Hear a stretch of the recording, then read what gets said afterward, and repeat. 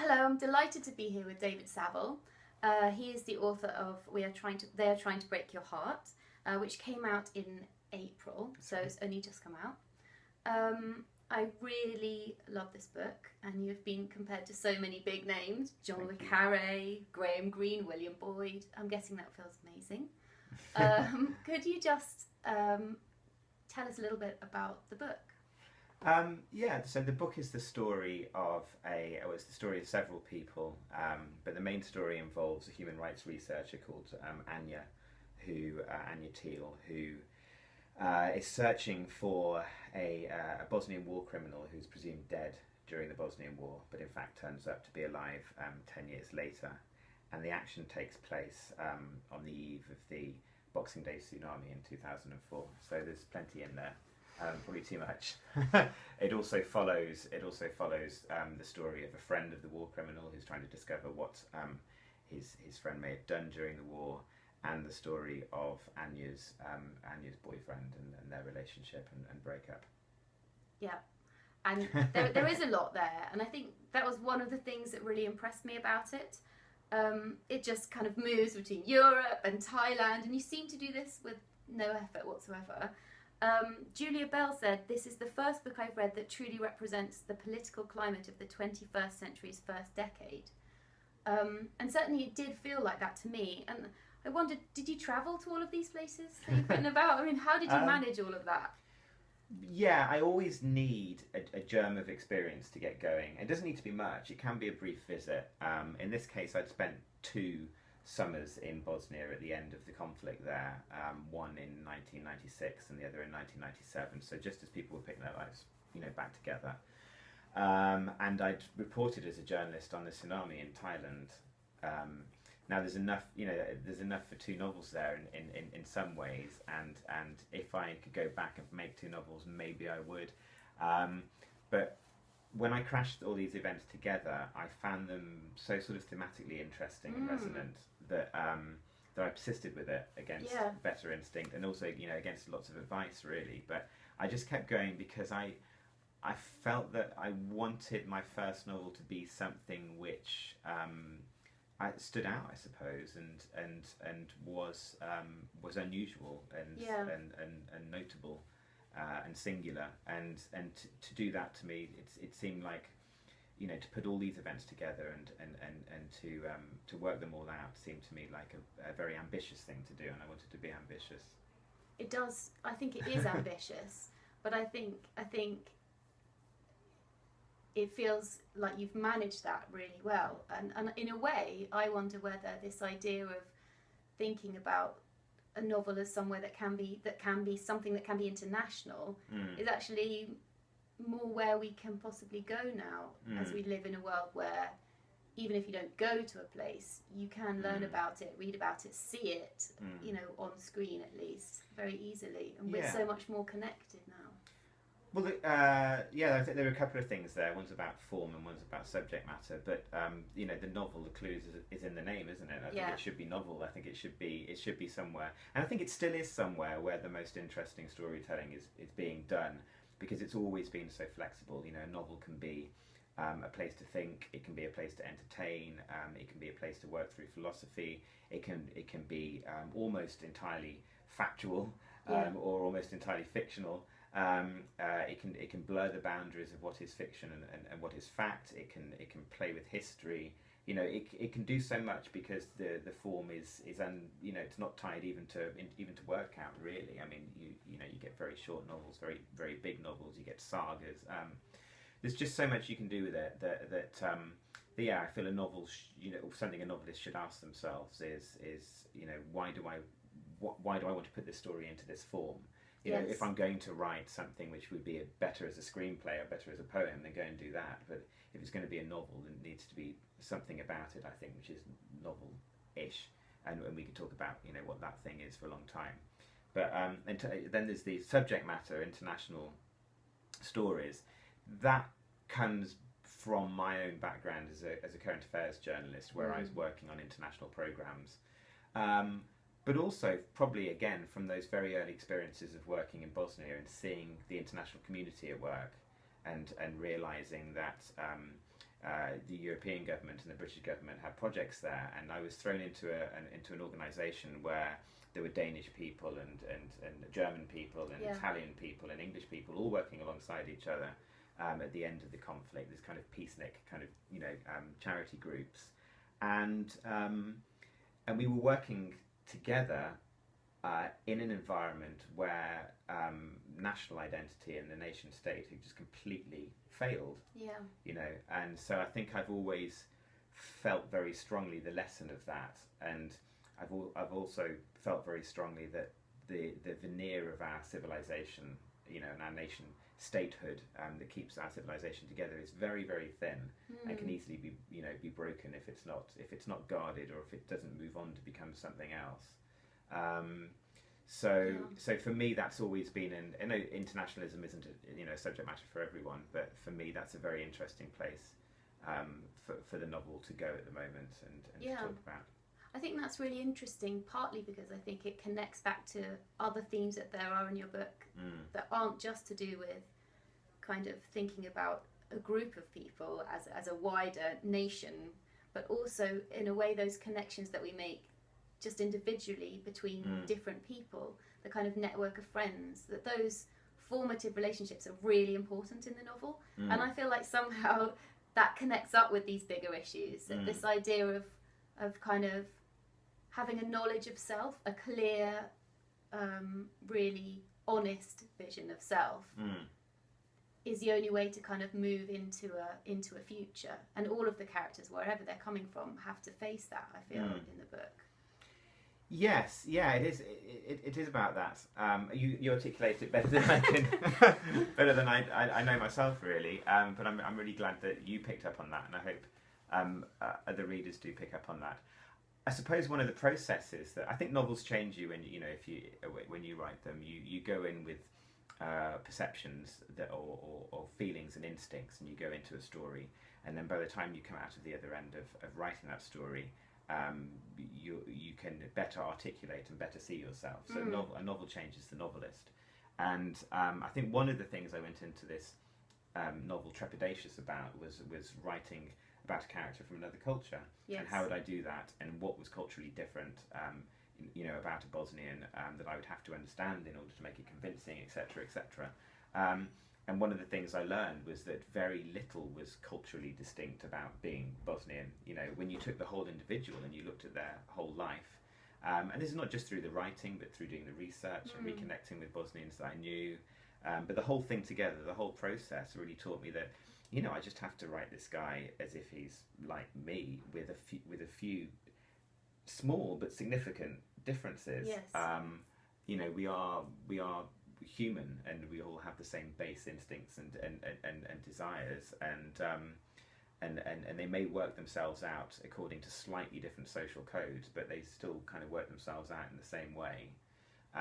So I guess it reaffirmed my kind of internationalist faith that there's very little that separates us or needs separate us culturally, in any case. But that can be quite challenging, I think, when you think about readers. Some people feel nervous about the idea of someone writing from a different culture if they don't have that culture themselves. Not that I think we should discuss that, but I think it's interesting that people feel anxious. And yes, it seems to me in a way that fiction is one of the few places where that whole concept of, imagining things from a different perspective is almost what it's there for in some ways. But there was something I wanted to ask you about, why you think people should, or why people write and what they should be writing for. Because I was lucky enough to be at your launch, and you said a few things about how what people were doing in the world and what they were doing, whether it be writing or various other jobs they had, and how they were making the world a better place. And I wondered whether you felt that you were doing that with your book, and whether you felt there was a kind of moral obligation involved in writing.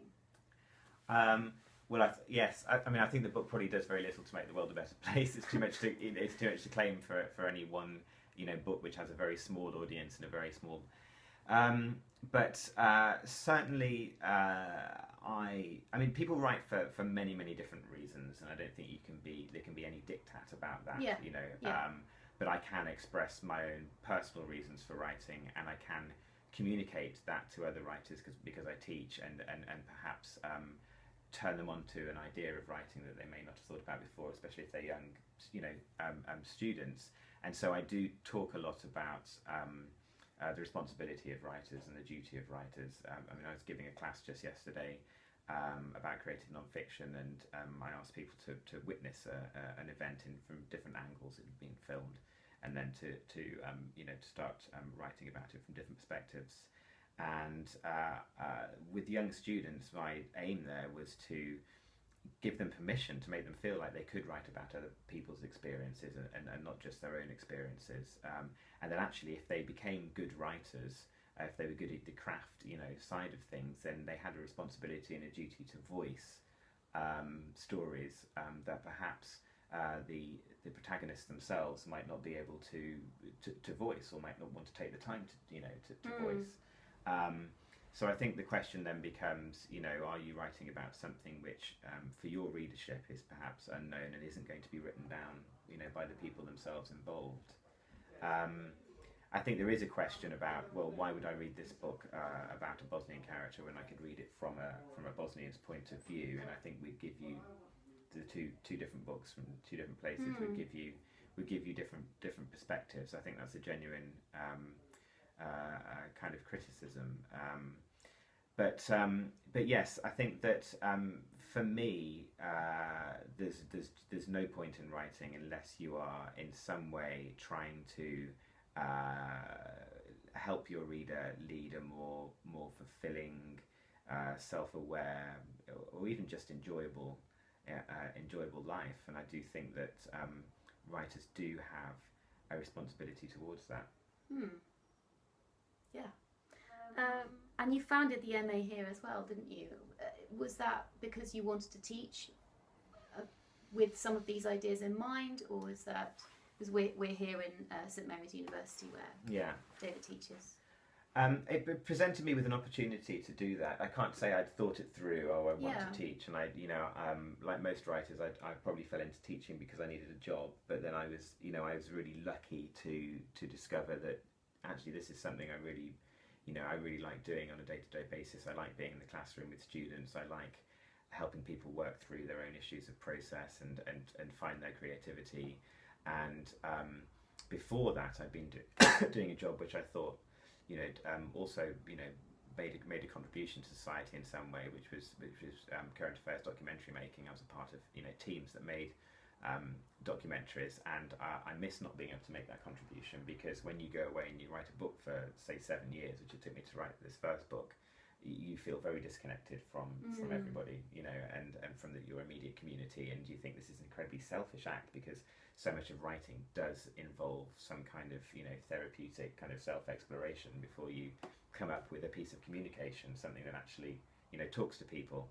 So it can feel like you're being incredibly self-indulgent, and actually writing in the evening and then coming in the daytime to engage with people and give something back to people is a nice kind of balance, I think. It's interesting, isn't it? Because I've often wondered why it is we have this real desire to meet authors and to ask them questions about the world, which we do, don't we? We this is what all of these festivals in a way are about, all of these book festivals, and I think it is partly because of that, the enormous amount of contemplation that goes on. There aren't that many people who have forged time in their life to just sit and think about things, and I wonder whether that's really what it is. That's what we're asking for. We're recognising that they have sat down and spent time just thinking about things. Do you think it's partly that?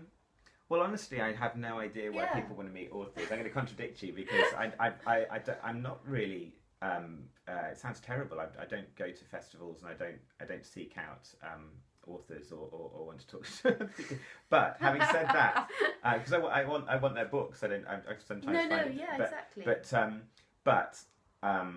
But I do enjoy the company of writers, and I have my kind of writing circles, and I have to say I'm never more comfortable than I am sitting with a group of other writers, and I have a circle in London we call ourselves the Unwritables, and You know, we work through each other's work together, and we progress together. But we also, importantly, we socialise together, and not just with the Unwritables, but with any writer I meet, I tend to feel a great kinship, but also a great feeling. Well, with most writers, a great feeling of honesty and openness, and an ability to just talk about anything, which I don't find with other groups of people sometimes as easily. Yeah. And I think that's possibly because writers have just spent so much time confronting themselves, going through this form of, self-therapy. Yeah. I guess it's a bit like meeting someone who's had years and years of therapy and is very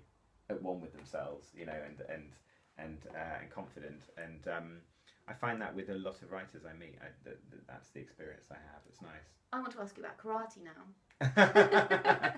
Only because it suddenly occurs to me, it's what you said, this idea of being at one with yourself. And I wonder whether martial arts has that drive, I think.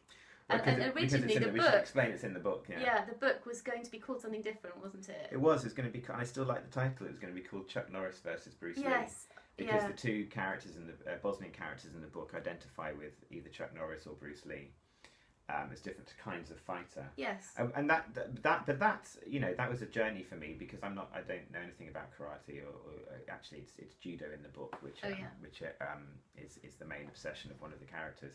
That just came from finding that judo is an enormous sport amongst young people in the ex-Yugoslavia, and it was very likely that my character was fanatically into judo, as a lot of people I'd met in Bosnia were, and I was interested in exploring why it was they liked it, and it was interesting to me to talk to judo wrestlers, because they don't see it as fighting, really. Yeah. I mean, someone wins and someone loses, but they see it as almost as a form of respect. There's a lot of respect between judo. They see it's a very skillful thing, almost like a game of chess, almost as an intellectual thing, as well as a physical thing, and but an intellectual thing which very much involves the body. You have to be quite switched on to be a good judo fighter, because it's all about different grapples and different holds, and learning those, and using your body weight, but also using the strength of your opponent against you, and that then bleeds into a lot of kind of philosophical thinking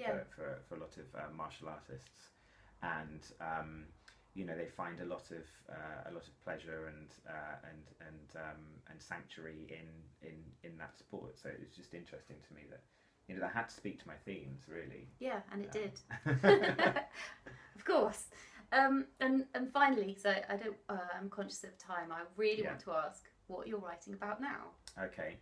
So the next book is called Disinformation, and it's about a journalist who goes missing in Chechnya, the Chechen-Georgian border in 1999, and it's really about that period in which Vladimir Putin came to power in the former Soviet Union, and in the new Russia, and the circumstances around her disappearance become so muddled and so full of disinformation that that sort of speaks, I think, to a lot of the politics which is being played between Western Europe and Russia at the moment.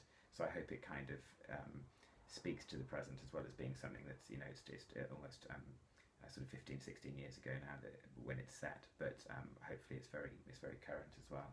It sounds fascinating, and if it's... Hope so. I will definitely be reading it. So you've got to read it for the future there. Thank you so much for having me here in your office. Thank you. Please go and buy David's book straight away now, before all the copies run out of all the books and they have to do a reprint. And hopefully I'll be back in a few months' time with another author interview.